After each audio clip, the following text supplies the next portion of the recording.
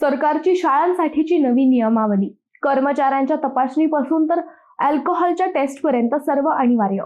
महाराष्ट्र सरकारने शाळांसाठी नवीन नियमावली जारी केली आहे।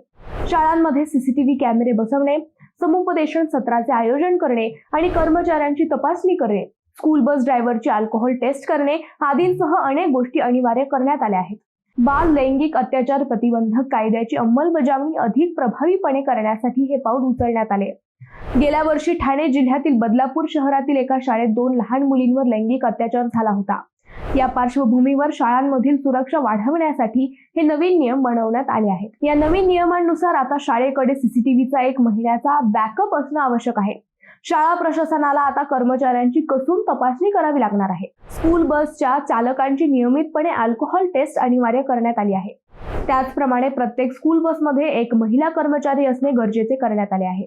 त्याचबरोबर शाळेपासून 1 किलोमीटर परिसरात पान टपरी असणार नाही याबाबत सक्त खबरदारी घेण्याचे आदेश देण्यात आले आहेत।